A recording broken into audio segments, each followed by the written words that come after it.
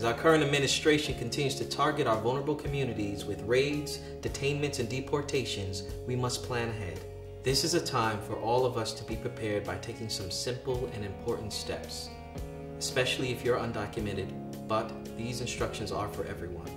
Even if you have a job, have been paying taxes, have children who are U.S. citizens, don't have a criminal record, or are a DACA recipient, you too must be prepared.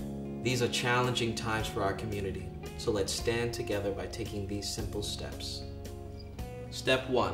Legal identification, what to carry and what not to carry. Always carry legal identification issued by the U.S. government.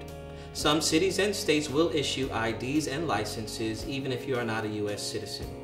Ask your local legal service providers for more information on this. Never carry a fake ID or an ID that does not belong to you. You should have a legal passport, but never carry it on you. If you are stopped by an immigration officer, your passport can be used to flag your immigration status. Step 2. Know your rights.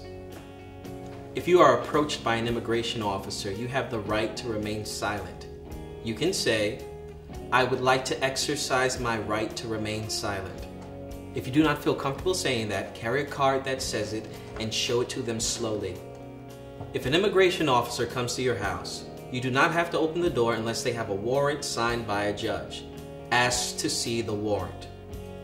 Look for something that says Judge or Justice or the Honorable near the signature. A warrant signed by an immigration officer is not enough to enter your house.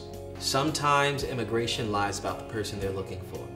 Do not open the door if they ask for your help in finding someone. You should never lie to an immigration officer and never give them fake documents.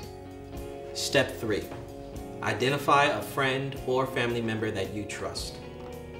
This is a person who can take care of your affairs in case you are deported or detained. They can help support you in the next 2 steps. Step 4.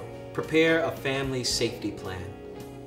Prepare a safety plan for your family in case you are detained or deported. The plan consists of 3 parts.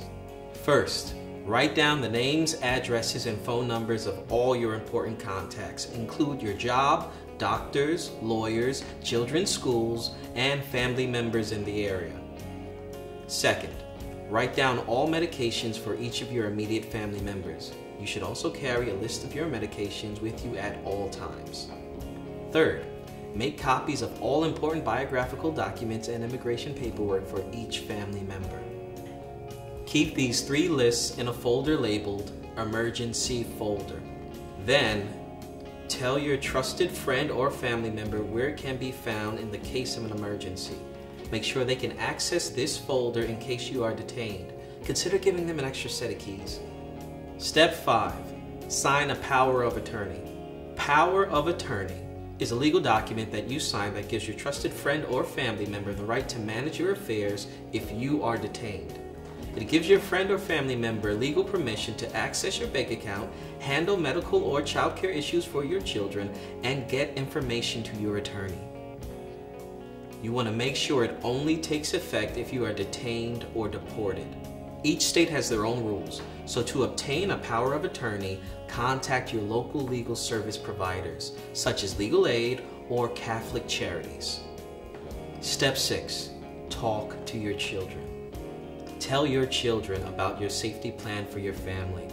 Tell them where you're keeping the emergency folder and who your trusted friend or family member is. Step 7. Save money in case of an emergency. If possible, you should try to save at least 1 month of rent and living expenses. Remember, be prepared, plan ahead, and spread the word. Thank you for listening.